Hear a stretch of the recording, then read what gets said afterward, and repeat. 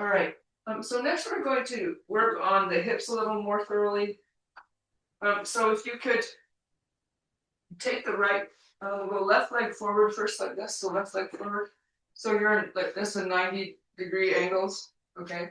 Make sure your hips are square forward and you engage your glutes. So the back leg, we're going to work on releasing the quads, but here your lower back, as we hinge forward, so you want to engage your right leg glutes, be upright, and hinge forward at the hip. So make sure your lower back should not arch, okay? When your quads are tight, the lower back will hyperextend. So your hips are square forward, lower back, you're bracing your abs and lower back. And then you can just slightly rock forward and back into the front of that hip.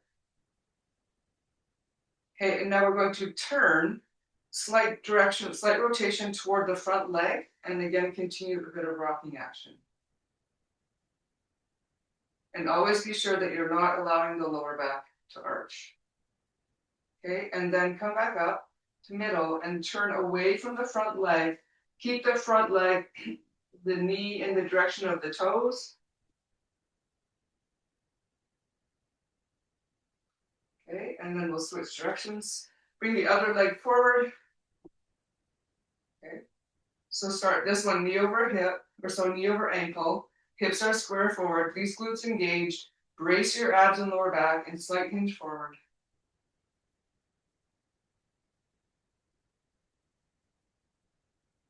And if you feel really tight, like here in your quads, I mean, you can do this regularly.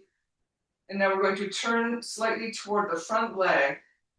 Make sure that knee still stays in the direction of the toes. Okay, center. Now we're going to turn toward the back leg side and slight hinging action.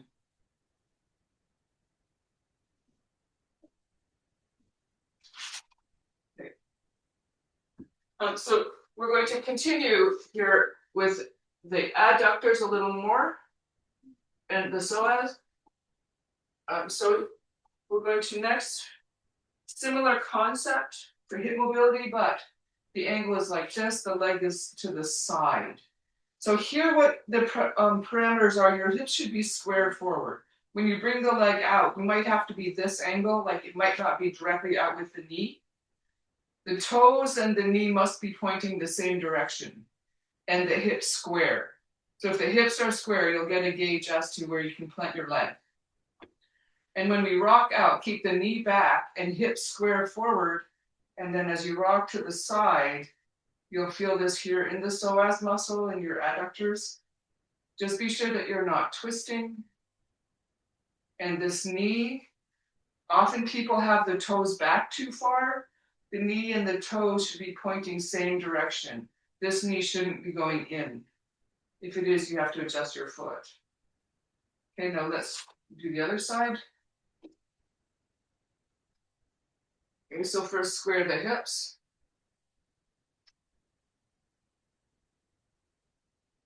And when your hips are square forward, you'll be able to gauge where you can set this leg. I like to have the hand there to remind you to keep the knee back. We'll just rock in and out a few times. Keeping the hips always facing forward and think knee back.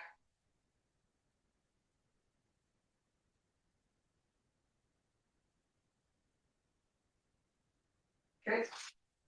And now for the glutes, we're going to just try, it's not exactly pigeon, but a bit like that.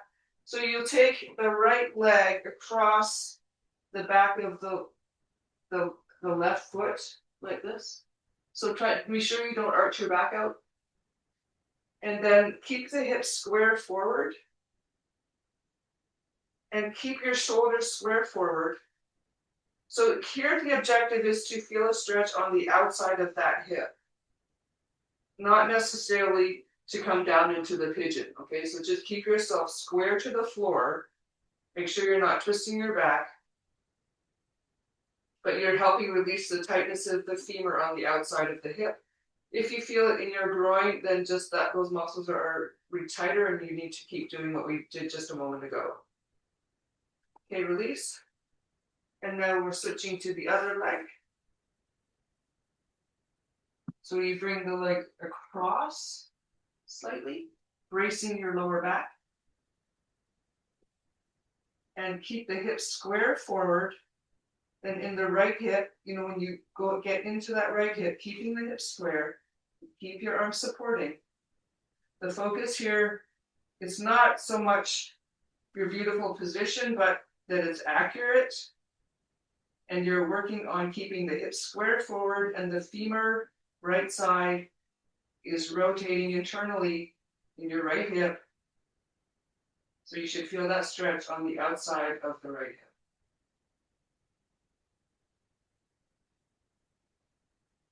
Okay. So we really deliberately are not allowing our backs to hyperextend when we do these. So you're bracing your abs, bracing the lower back. Okay, so that was pretty good prep to attend to the tight hips.